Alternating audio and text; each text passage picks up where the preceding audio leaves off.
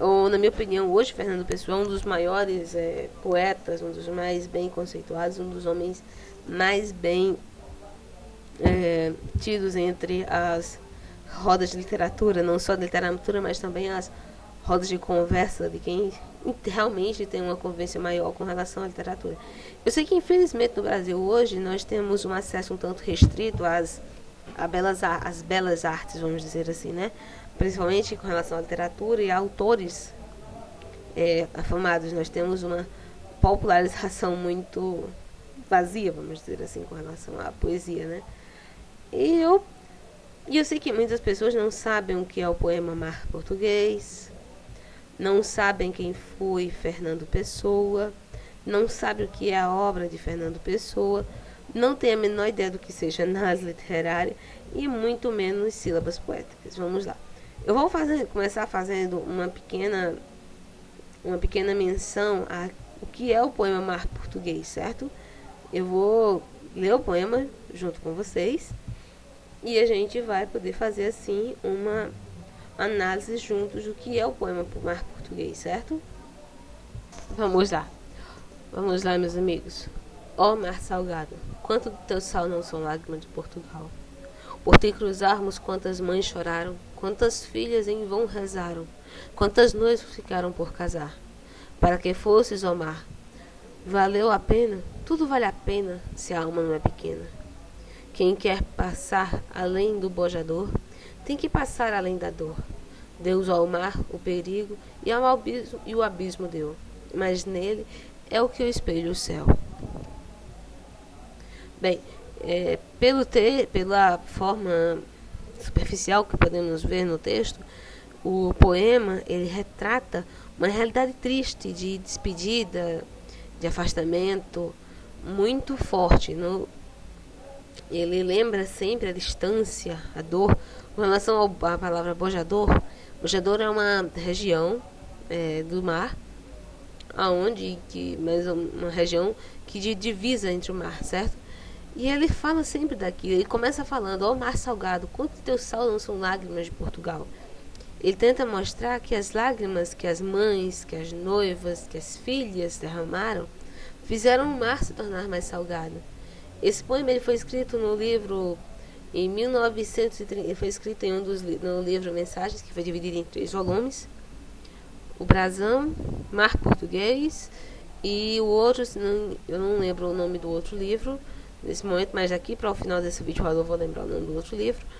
E ele e ele tentava fazer uma menção às grandes navegações. Ele fazia uma menção muito forte aos romances antigos e à época das grandes navegações. Quantas famílias não se despedaçaram durante as grandes navegações? O Honrador ele fala na questão do perigo, quando ele vai falando na questão aqui no caso, ó, Deus ao mar, o perigo e o abismo deu. Ele tenta mostrar com relação ao sofrimento, ao tamanho, às profundezas do mar, e quantas famílias não ficaram, quantos homens, pais de família, noivos, irmãos, todos esses não ficaram presos no mar durante as grandes navegações, certo? Ele tenta sempre mostrar uma questão de dor. E há também uma menção muito forte ao céu, a Deus. Ele fala muito com relação ao céu. O mar é como se fosse o céu. Tem um outro poema também, que se eu não me engano, não sei se é dele, mas de um autor português, que ele fala como é doce morrer no mar. Se eu não estou enganada, é também de Fernando Pessoa, mas eu vou me certificar e com relação a ele eu falo mais adiante, certo? Quando a gente fala de Mar Português e Fernando Pessoa, a gente principalmente de Fernando Pessoa, nós temos que lembrar sempre muito e muito bem de quem foi Fernando Pessoa. Ele foi um português que nasceu a 13 de junho de 1888 em Lisboa e morreu em 30 de novembro de 1935 em Lisboa. Ou seja, ele viveu muito, mas no caso de um grande artista, de um grande escritor, de um grande nome, tempo é sempre pouco. Nós podemos falar bem com relação aos nossos grandes artistas aqui. Não só no caso de artistas como, bem sabemos, os poetas, que no caso do Brasil, alguns morreram há muito tempo, né? Mas deixaram para nós uma grandiosíssima obra. Nós também podemos lembrar com relação aos nossos músicos que cada dia partem mais cedo, né? Mas vamos lá, voltando à pessoa e ao poema, né? Ele lembra sempre a questão da distância, da solidão, da morte, da tristeza, da dor, da distância. E ele ressalta, ele enaltece a força da mulher portuguesa, das lágrimas, das mulheres devotas portuguesas. Para te cruzarmos, quantas mães choraram, quantos filhos não deixaram sua casa. O poema Mar Português, ele é um dos melhores de serem analisados, porque ele é muito claro. Em alguns outros poemas de Fernando Pessoa não seria tão fácil. Mas esse, ele tem uma força muito grande. Ele mostra muito bem que há uma dor, um sentimento de abandono, de solidão, de distância, que se despedaça assim. A análise poética é justamente essa conversa que eu estou tendo com você nesse momento, no qual eu estou lhe mostrando onde você tem que, o que mais ou menos que você tem que arrancar do texto, você tem que esmiuçar o texto. Sabe como quando você pega um pedaço de bolo e você destroça ele com as mãos? É a mesma coisa que você tem que fazer com o texto. Você tem que tentar ler nas entrelinhas. Se nós fôssemos fazer, como no caso da nossa querida Valéria, é uma análise para ensino médio, eu não iria ao ponto de buscarmos também uma crítica social para o momento, né? 1934 também Portugal estava se reerguendo, ou ainda em choque com relação a algumas mudanças, não só aos momentos de alguns breves momentos de sofrimento por causa de guerras e ataques e tudo mais, né?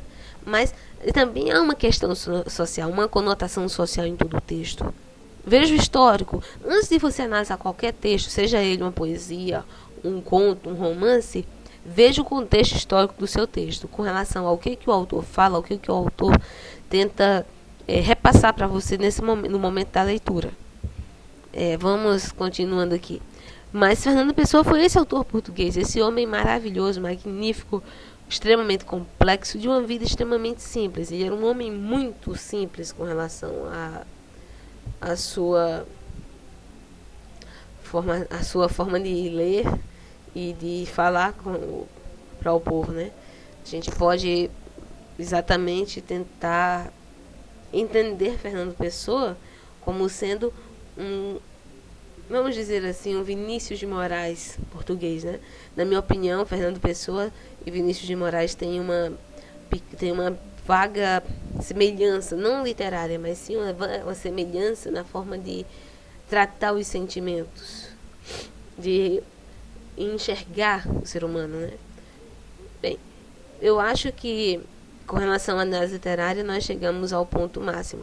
Eu acho que deu para entender mais ou menos como que se faz na literária. Você vai esmiuçar, tentar responder aquelas perguntinhas que eu falei no início, né? Onde, como, por quê, para quê, quem. Você tenta responder essas perguntinhas. E também tenta chegar a ler o texto. Gente, fazer análise literária requer duas coisas. Tempo. Na verdade são três. Tempo e muito tempo. Você tem que ler quantas vezes for preciso, até você conseguir encontrar alguma coisa no texto que lhe chame a atenção, que lhe mostre: isso aqui vai mudar isso aqui é importante, isso aqui está mudando meu ponto de vista, isso aqui é importante, isso aqui é fato relevante. E colocar aquilo ali. Muitas vezes, eu não sei se a professora da minha querida Valéria era igual a minha professora, mas a minha professora tinha uma certa rejeição para aceitar quando a gente dava uma opinião diferente da dela, né? Mas vale a pena. Eu agora vou voltar falando com vocês com relação ao que é a métrica, e eu não sei se a professora da Valéria pediu também para falar um pouquinho sobre a métrica, né? Vamos lá. Falar agora um pouquinho sobre a métrica.